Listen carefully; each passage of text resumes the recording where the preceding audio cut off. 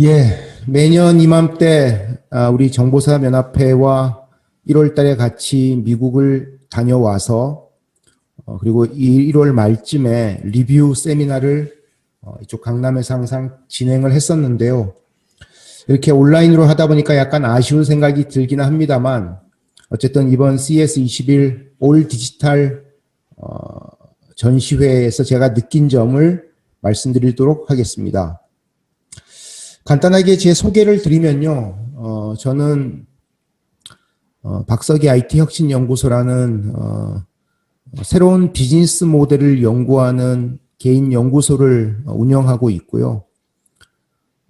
이런 연구 결과를 바탕으로 지금까지 여러 대학에서 장표에 나와 있는 것 같은 넥스트 빅띵, 앞으로의 새로운 비즈니스 모델이나 새로운 기술 트렌드를 주로 강의하고 있습니다. 현재는 한양대학교 창업지원단의 겸임교수로 겸직을 하고 있습니다. 오늘 발표하는 내용들 중에 아마 시간 관계상 제가 뒤편에 좀 서술 드리겠습니다만은 저도 물리적인 한계들 때문에 연구를 좀 충분히 다 못한 측면이 있습니다. 그러다 보니까 좀 눈에 띄는 스타트업들, 특히 아주 소규모 기업들에 대한 조사가 좀 부족해요. 그래서 그 내용들은 제 유튜브 채널 박석희 TV에 제가 앞으로 한 3주나 한 달 정도는 계속 업데이트 내용을 올릴 예정이니 앞으로 대박을 칠 만한, 하지만 아직은 좀 규모가 적은 그런 새로운 비즈니스 모델에 대한 관심이 있으신 분들은 제 유튜브 채널을 한 번씩 방문해 주시면 업데이트된 정보를 보실 수 있도록 해드리겠습니다. 오늘 발표할 내용은 이렇습니다. 저는 아까 우리 정종석 팀장께서 말씀하신 것처럼 우리 정보사연합회와 함께 매년 1월에 CES 참관단을 모집해서 제가 코디네이터 역할을 하면서 매년 CES를 갔다 왔습니다. 근데 올해는 이제 못 갔는데 작년 전시회를 2020년 1월에 갔다 오고 나서 1월 말에 했던 세미나에서 제가 발표한 2020에 대한 소회가 있습니다. 그 소회와 올해 올 디지털 전시회를 본 제 소회를 간단하게 말씀을 좀 드리고요. 그 다음에 CES의 행사 주관사인 CTA라는 미국 기관이 매년 전시회를 하면서 전시회 첫날인가 바로 전날에 기자간담회에서 발표하는 키 트렌드 보고서가 있습니다. 그 보고서에서 발표한 올해 2021년도 ICT 분야의 새로운 기술과 활용 트렌드와 관련해서 개인적으로 제가 생각되는 바를 몇 가지 말씀드리고요. 그 다음에 CES에서는 매년 이노베이션 어워드를 시상을 합니다. 수백 군데의 회사들, 수백 군데의 제품을 대상으로 이노베이션 어워드를 시상을 하는데 이 중에 일반 이노베이션 어워드 시상 아널이라는 게 있고 그 다음에 베스트 오브 이노베이션, 그러니까 각 카테고리에서 탑을 먹은 제품들이나 기술에 대해서 또 주는 베스트 오브 이노베이션 어워드가 있습니다. 그래서 오늘은 좀 시간을 이 부분에 좀 할애를 해서 베스트 오브 이노베이션에 선정된 어쨌든 그 카테고리 각 분야별로 탑이라고 평가받는 제품과 기술 트렌드를 통해서 우리가 예측해 볼 수 있는 앞으로 시장의 변화 혹은 우리가 관심을 가질 만한 새로운 비즈니스 모델이나 기술 분야에 대한 말씀을 좀 드리고요. 시간 관계상 마지막으로 이런 어워드에 일부 포함된 제품들도 있습니다만은 어쨌든 눈에 띄는 저런 식의 새로운 폼 팩터도 이제 앞으로 주목받을 수 있겠구나 혹은 저런 비즈니스 모델도 나올 수 있겠구나 하는 흥미로운 신제품 몇 가지를 말씀드리도록 하겠습니다. 아까 말씀드린 것처럼 이 흥미로운 신제품에 관련된 업데이트는 오늘 강의가 끝난 다음부터 제 유튜브 채널을 통해서 앞으로 한 길게는 한 달 정도 계속 업데이트를 할 예정이니 관심 있으신 분들은 참가해 주시면 감사하겠습니다. 올해 행사는 여러분 모두 아시다시피 4일간 올 디지털 형태로 진행이 됐습니다. 저는 뭐 지난 한 30년 가까이 IT 업계에 종사를 하면서 미국의 이런 대형 전시회를 제가 한 50몇 회, 60몇 회 정도 미국 출장을 다니면서 참석을 해왔는데요. 저는 하루에 3, 4만 보씩 걸으면서 전시회를 발로 뛰어다니면서 정보를 얻는 게 훨씬 더 편하더라고요. 이거 나이가 들다 보니까 온라인으로 보다 보면 막 눈도 침침해지고 피곤하기도 하고요. 어쨌든 이게 온라인 중심의 전시회다 보니까 이 전시회를 참가했을 때 마케팅 효과에 대한 불확실성 때문에 참가 기업은 급격하게 줄어들었습니다. 뭐 이미 언론을 통해 접해보신 분도 계시겠습니다만 올해 약 2,000개 정도, 이것도 그 CTA에서 공식 자료가 아직 안 나왔는데 여러 가지 외신 언론들을 보면 한 2,000개 정도 참여한 걸로 예상이 되고요.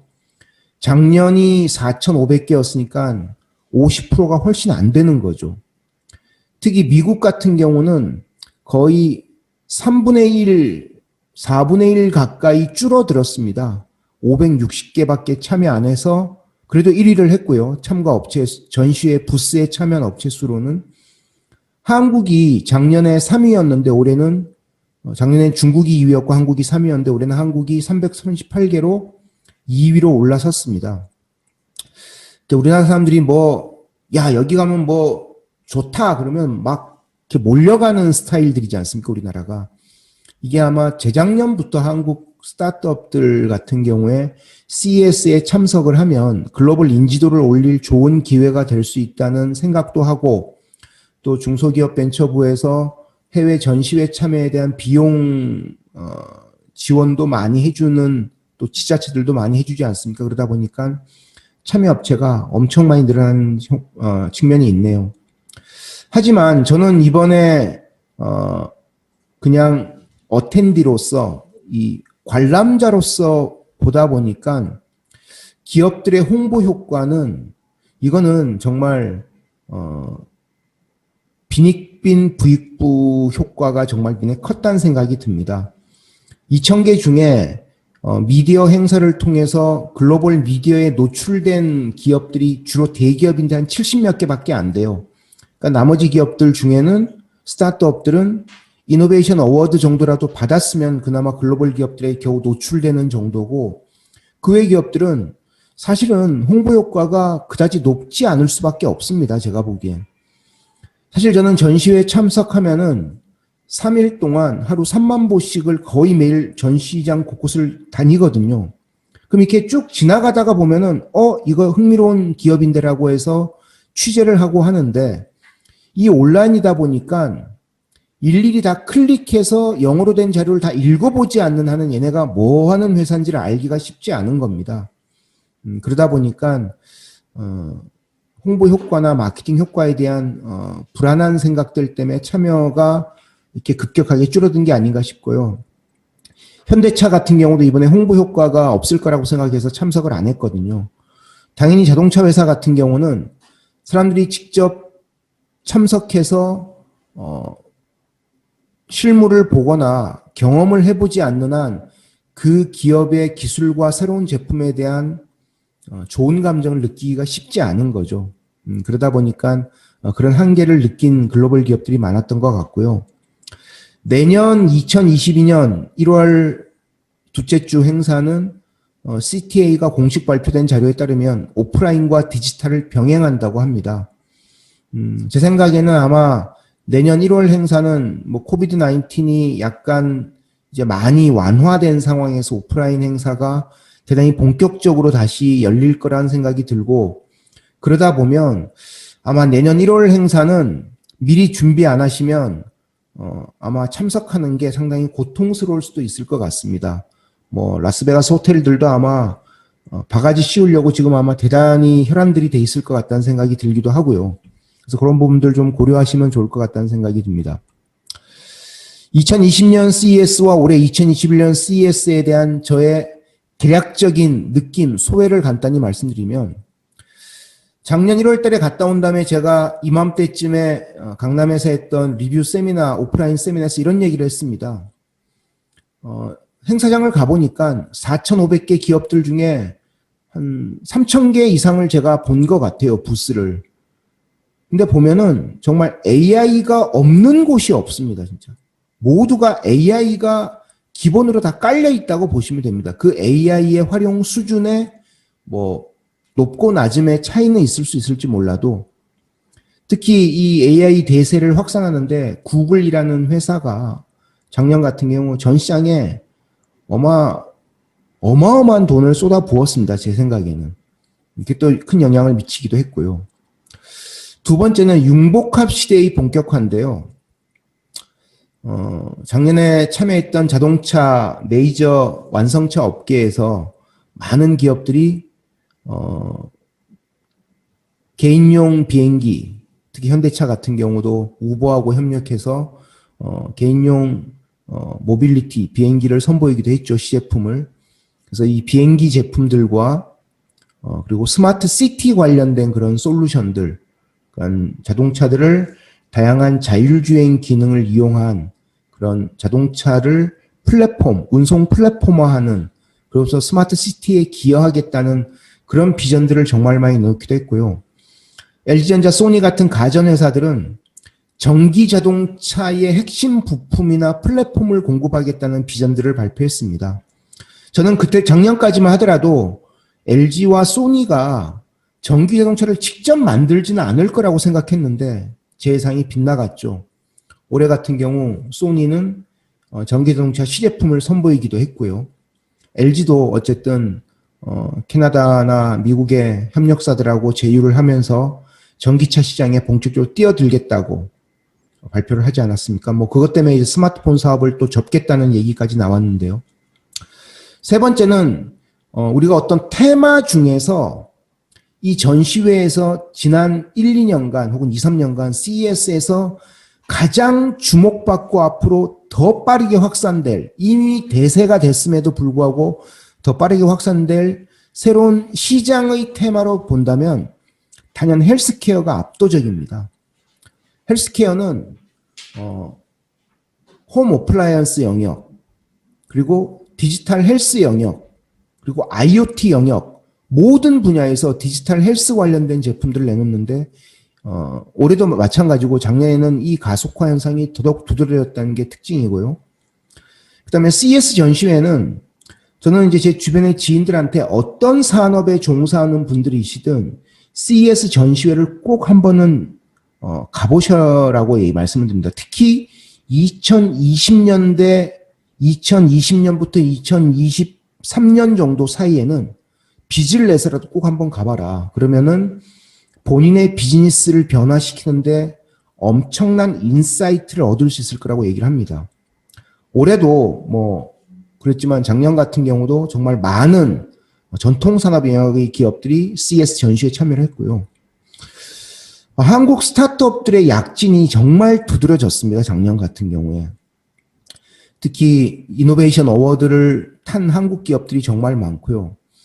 특히 이노베이션 어워드를 탄 한국 기업들 중에는 제가 글로벌 트렌드를 워낙 많이 보다 보니까 진출이 늦은 업체들이 많음에도 불구하고 정말 그 틈바구니 속에서 새로운 비즈니스 모델을 잘 만들어서 글로벌하게 새롭게 주목받는 회사들이 정말 많아지고 있습니다. 앞으로 이런 현상이 좀 더 많아졌으면 하는 그런 개인적인 희망을 가져볼 수 있는 좋은 계기가 됐었고요. 올해 행사를 보면서 제가 느낀 소회는 한 6가지 정도 되는데요. 우리가 홈 이코노미, 줄여서 홈코노미라고 하는 이런 가정경제를, 집을 새로운 근거지로 생각하는 그런 홈코노미 시대가 정말 본격화되고 있다는 게 느껴집니다. 근데 이 홈코노미는 우리가 CS 트렌드에서 뭐 인공지능, 디지털 헬스, 뭐 IoT 이런 영역으로 따지기가 참 애매한 게 홈코노미는 홈 어플라이언스, 디지털 헬스, IoT, 뭐 원격 근무, 뭐 에듀테크 같은 여러 가지 산업에 융합된 현상입니다. 그러다 보니까 홈코노미라는 영역을 가지고 뭐 관이 있다거나 트렌드를 얘기를 하진 않은데 제가 보기에는 집을 중심으로 한 새로운 경제를 대비한 그런 새로운 비즈니스 모델이나 새로운 기술에 대한 니즈가 정말 확산될 거라는 게 느껴졌고요. 두 번째는 작년처럼 이 디지털 헬스와 관련된 헬스케어 웰리스를 합쳐서 저는 디지털 헬스라고 부르는데요. 이런 디지털 헬스와 관련된 제품과 그 신기술들이 정말 눈에 띄는 제품들이 많이 나왔고, 이 부분은 제가 뒤쪽에서 새로운 비즈니스 모델이나 제품을 소개하면서 다시 말씀을 좀 드리겠습니다. 세 번째는 작년에 AI가 대세가 된 것처럼 AI 적용의 보편화가 정말 이번에도 눈에 많이 띄었습니다. 거의 모든 기업들의 신제품들, 새로운 기술에는 제가 뒤쪽에 소개시켜드릴 이노베이션 어워드에 선정된 제품들은 거의 예외 없이 AI 기술이 밑바닥에 다 깔려 있다고 보시면 됩니다. 그만큼 AI를 이용해서, 그러니까 이 부분에서 우리가 고민을 해야 될 것은 AI 기술을 너무 주목해서 보시는 것은 저는 개인적으로 반대를 하고요. 사용자의 편의성과 사용자 경험을 높이기 위해서 AI가 어떤 게 필요한지를 잘 보실 필요가 있다는 것입니다. 네 번째는 CES 전시회는 정말 모든 산업의 디지털 경연장으로 이미 변모를 했고, 올해 같은 경우 요즘 아시다시피 GS 칼텍스가 새로운 주유소 개념을 가지고 이번에 선보이지 않았습니까? 물론 국내 언론에는 작년 하반기에 이미 다 소개된 기사 내용이긴 합니다만은, 그래서 이게 어쨌든 전기차의 확대, 그리고 미국 같은 경우는 대형 탱크롤이 트럭이 가서 주차장에서 주차해주는 서비스가 확대되고 있어서, 제 유튜브 보시면 미국은 주유소가 몇 년 내 거의 다 사라질 거라고 제가 작년에 방송한 내용이 있거든요. 그러다 보니까 GS 칼텍스 같은 경우도 한국 상황이 약간 다르긴 합니다만은 어떤 모든 종류의 연료를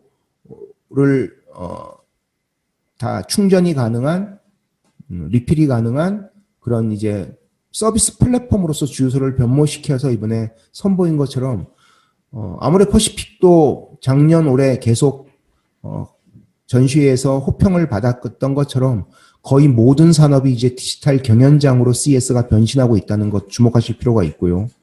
이것 때문에 제가 제 강의를 들으시는 분들은 어떤 산업에 종사하시는 분들이든, 특히 자녀를 키우시는 분들은 고등학교 대학생 자녀가 있으시면은, 저도 작년에 제 대학생 아들하고 2주간 CES 전시회 겸해서 미국을 다녀왔는데 확실하게 애가 세상을 보는 눈이 달라지더라고요. 원래 생각이 없던 놈이긴 했습니다만은, 그래서 여러분 본인의 사업을 위해서든 본인의 직장 커리어를 위해서든 여러분 자녀들의 개안을 위해서든 CES 전시회 꼭 한번 가보시길 권해드리고요. 올해도 뒤쪽에 말씀드리겠습니다. 한국 스타트업들의 약진이 많이 두드러졌습니다. 근데 그럼에도 불구하고 저는 이 온라인 중심 전시회 한계가 너무 많이 드러나서 제 개인적으로는 좀 짜증이 났습니다. 저는 사실은 전시회 4일 취재를 하면은 거의 대학노트 한 반 권 정도를 제가 메모를 해오거든요.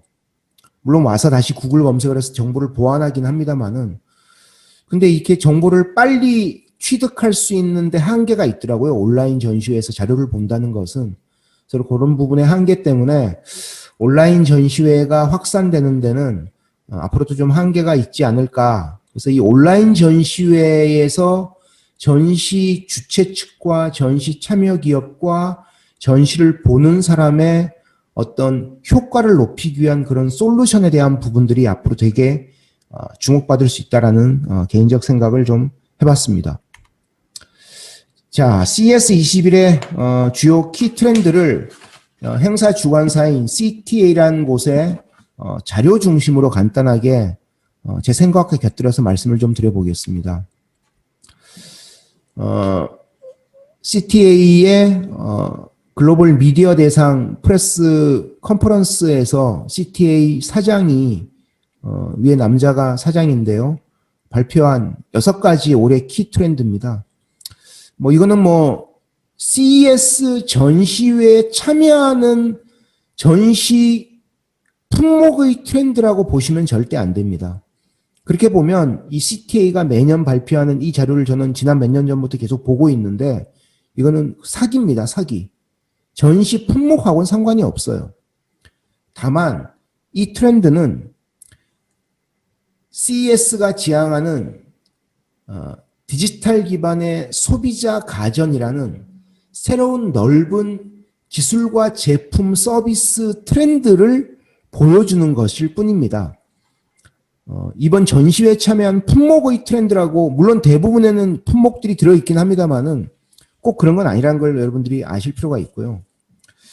이 내용을 보시다 보면 어쨌든 전체 ICT 산업의 트렌드, 디지털 경제의 트렌드, 동시에 이번 CES 참여 기업들, 부스, 제품, 서비스의 주요 트렌드들에 대해서 우리가 대충은 좀 살펴볼 수가 있습니다.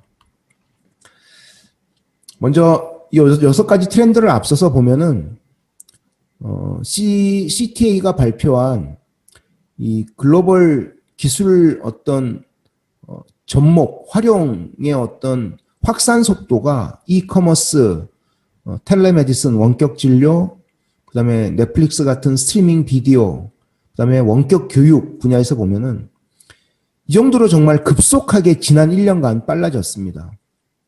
이커머스는 지난 10년간에 이루어진 그런 딜리버리, 배송 관련된 증가폭을 작년에 거의 8주 만에 달성을 했다 하고요. 텔레메디슨은 작년에 코로나 팬데믹 때문에 미국은 거의 재택근무하고 밖에 못 다니게 하는 식으로 셧다운을 많이 하지 않았습니까? 그러다 보니까 원격 의료가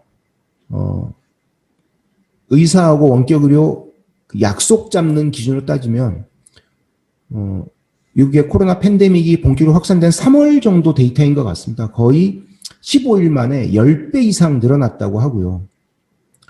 그 다음에 스트리밍 비디오도 디즈니 플러스 같은 곳이 5천만 가입자 확보하는 게 지난 7년간 이루어진 성과를 최근에 거의 한 5개월 만에 이뤄냈다고 합니다. 그 다음에 원격 교육과 관련된 부분도 작년에 어느 시점인가 보면은 4월이죠.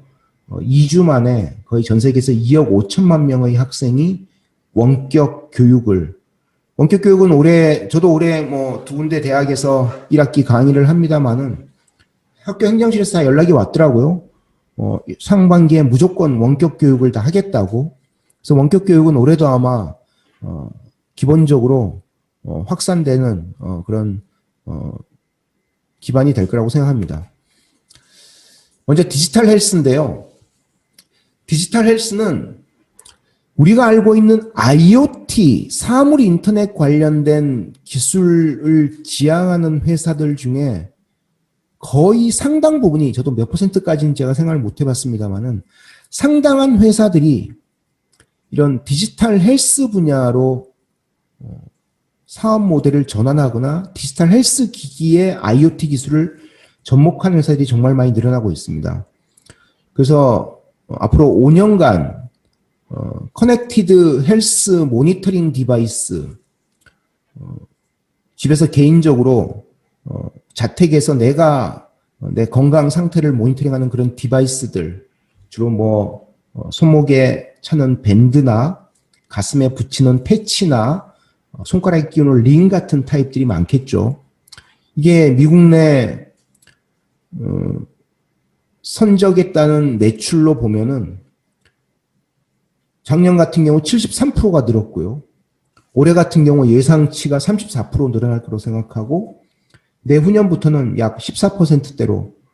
근데 제가 보기엔 아마 이 조사한 사람들의 응답자들과 조사한 기관의 예측에 따르면 코비드 19이 좀 올해 많이 수그러들면은 줄어들 거라고 생각하는데 저는 개인적으로 약간 줄어들긴 해도 14%까지 급격하게 줄어들 것 같지는 않습니다. 아마 새로운 폼 팩터들이 계속 나올 거고요. 그러니까 이렇게 생각하시면 됩니다. 지금 디지털 헬스 디바이스를 만든 회사들의 기본적인 출발점은 뭐냐면 지금까지 지구에 있는 75억 명의 현 인구들이 병원에 가서 진단했던 것들이 뭔지를 다 봅니다. 그 다음에 이거를 의사가 아닌 내가 집에서 대체할 수 있는 기술이 있는지를 봅니다. 정말 어마어마한 기술들이 많이 나오고 있거든요. 관련 기술들 중에는 제 유튜브 채널에 작년 12월에 올린 영상이 또 하나 있습니다. 새로운 비즈니스 모델에. 그것도 아마 참고하시면 좋을 것 같은데요. 이런 관련된 회사들은 나오면 미국 벤처 캐피탈들이 정말 거의 무조건 돈을 꽂아줄 정도로 큰 인기를 모으고 있습니다. 워낙 대세를 형성하고 있는 그런 흐름이기 때문에 그렇습니다. 그 다음에 디지털 트랜스포메이션인데요. CTA가 이번에 6가지 트렌드 중에 디지털 트랜스포메이션을 왜 잡았는지는 잘 모르겠습니다. 근데 어쨌든 디지털 트랜스포메이션은 전시회 참가 품목을 중심으로 보면은 뭐 그다지 중요한 이슈는 아닌데 이 전체 디지털 경제의 큰 흐름을 놓고 보면 정말 중요한 이슈죠. 아마 여기 이제 디지털 트랜스포메이션이 확산될 거라고 보는 이 CTA의 CS 주관사의 가장 중요한 핵심 포인트 중에 하나가 이 클라우드 컴퓨팅의 빠른 확산이 더 가속화되고 있기 때문으로 이런 생각을 하는데요. 한국은 글로벌 기업들로, 그러니까 국가로 따지면 이 경제 규모 대비 클라우드 컴퓨팅 확산 속도가 전 세계에서 2번째로 느린 나라입니다. 전 세계 꼴등이 어디죠? 예, 북한이고요. 꼴등에서 2번째가 한국이거든요. 경제 규모 대비로 따지면. 한국은 거의 완벽한 후진국입니다. 이 클라우드 컴퓨팅에. 그런데 이 클라우드 컴퓨팅에 대한 생각이 작년부터 정말 달라지고 있습니다. 그래서 여기 나와 있는 뭐 59%, 61%, 83% 같은 수치와 한국은 똑같지는 않을 거지만 어쨌든 이 클라우드 컴퓨팅에 대한 확산 속도가 아마 한국은 21년이 본격적인 정말 눈에 확 띄는 그런 변곡점이라고 생각할 정도의 그런 확산되는 계기가 되는 해일 거라는 생각이 들고요. 특히 소프트웨어 관련된 기술을 개발하고 있는 혹시 우리 참가자들이 계시다면은 클라우드 컴퓨팅과 관련된 기술 흐름을 미국에 상장돼 있는 나스닥에 상장돼 있는 클라우드 컴퓨팅 사스 기업만 한번 보십시오. 정말 어마어마한 기업들이 있고 다들 지금 대박이거든요. 사스 기업들은. 뭐 나스닥에 투자하시라고 제가 말씀드린 건 아니고 그 기업들의 면면을 보면은 우리 소프트웨어 기업들이 앞으로 이 소프트웨어 이제 서비스, 클라우드 애플리케이션 개발과 관련해서 어떤 걸 고민해야 될지에 대한 생각을 한번 정리해 보실 수도 있을 것 같다는 생각이 듭니다. 그 다음에 로보틱스 앤 드론인데요. 로봇은 작년까지 제가 CES 전시회를 참석하고 나서 리뷰 세미나 할 때 로봇 시장은 이렇게 얘기했습니다. 로봇 시장은 아직 킬러 애플리케이션, 주된 활용 분야에 대한 글로벌 고민이 끝나지 않았다고 제가 얘기를 했습니다. 그러면서 작년 세미나, 2020년 1월 세미나에서는 그런데 앞으로는 로봇이 아주 특화된 분야에서 기존의 사람의 노동력을 효율적으로 대체할 수 있거나 단순한 반복 업무를 보다 효과적으로 개선하는 영역에서 로봇의 활용도는 늘어날 것이라고 얘기했는데 올해는 이런 추세가 이미 기본적 원칙으로 정립되고 있다는 것을 보여주는 그런 해였다고 제가 개인적으로 생각을 합니다. 그래서 왼쪽 보시면 뭐 클리닝, 청소하는 것에서부터 딜리버리, 그다음에 리테일 인벤토리는 미국 같은 경우는 풀필먼트 센터라고 하죠. 그런 창고의 재고 관리 그리고 그걸 쉬핑, 선적하는 부분에 이 로보틱스 기술을 접목하는 회사들이 점점 늘어나고 있습니다. 관련된 기업들에 대한 벤처 캐피탈 투자도 늘어나고 있고요. 그래서 그런 부분에서 보시면 될 것 같고요. 그 다음에 클로즈 컨텍스트 태스크, 그 다음에 헬스, 아이솔레이션. 그래서 예를 들면 사람들의 어떤 그런 고립된 환경에 뭐 노약자나 중증 환자들에 대한 그런 뭐 케어를 한다거나 이런 부분에서 우리 로보틱스 관련된 기술들이 많이 쓰이고 있고요. 특히 헬스 분야에서도 이런 부분들이 많이 점점 활용될 것으로 예상이 됩니다. 관련된 비즈니스 모델 제품들은 앞으로 아마 몇몇 사례에서 소개가 될 예정입니다. 그 다음에 vehicle technology, 운송수단과 관련된 기술들은 지금까지 전기차와 자율주행 두 가지가 핵심이었는데요. 물론 그 핵심 트렌드가 올해도 유지됐습니다만 올해는 특히 자율주행 기반의 그런 배송 서비스에 대한 관심이 정말 높아졌습니다. 그래서 보시면은 왼쪽이 이제 드론을 이용한 자율주행 배송을 할 것이냐, 올해 더 관심이 있느냐라고 했을 때 녹색이 올해 더 관심이 있다는 거거든요. 26%. 로보틱 딜리버리 비클. 지금 미국의 그 배송 센터에서 딜리버리 해주는 이런 로보틱 딜리버리 비클 같이 조그만 우리 그 모닝 같은 정도의 크기의 차에 이제 배송할 수 있는 공간을 몇 개 넣어서 배송하는 그런 서비스에 대한 관심 미국은 정말 확산되고 있죠. 이것도 올해 더 확산될 거라고 예상하는 기업들을 응답자가 26%고 그리고 자율주행 자동차인데 딜리버리를 위한 그런 범용 서비스 자율주행 자동차 딜리버리에 대한 관심도 25%더 늘어났다고 생각합니다. 근데 제가 보기에는 이 26%, 25%보다 더 확산될 가능성이 전 높다고 생각을 하고요. 그 다음에 5G에 대한 문제인데요. 5G는 제가 이 자료를 준비하면서 5G에 대한 최근에 뭐 블룸버그나 맥킨지나 여러 전문 기관들의 보고서를 제가 최근에 좀 개인적 관심사로 좀 본 적이 있었습니다. 그런데 5G는 아직도 대세가 아닙니다. 제가 보기엔. 5G 사용자 수에서는 점점 늘어나고 있죠. 한국 같은 경우도. 저도 이제 휴대폰 지금 3년 이상 써서 바꿔야 되는데 그럼 5G를 쓸 겁니다. 그런데 5G 킬러 애플리케이션이 아직 없다는 겁니다. 그리고 통신사들도 블룸버그 조사에 따르면 통신사들의 올해 5G 네트워크 투자가 올해 그다지 안 늘어난답니다. 가장 큰 이유는 5G를 통해서 돈을 벌 수 있는 비즈니스 모델에 대한 고민이 아직도 안 끝났기 때문입니다. 그래서 보시면 연한 연황색과 옅은 파란색이 2018년부터 2020년까지 5G를 설치한 곳입니다. 그리고 그 다음에 짙은 파랑과 검은색은 아직까지 5G에 대한 설치가 안 끝난 서비스 론칭이 안 되거나 이제 막 까만색 같은 경우 이제 막 투자가 본격화되는 건데요. 이렇게 많습니다. 그리고 옅은 저 회색은 아직도 5G에 대한 아무 생각이 없는 국가들이고요. 아프리카 대부분이 그렇죠.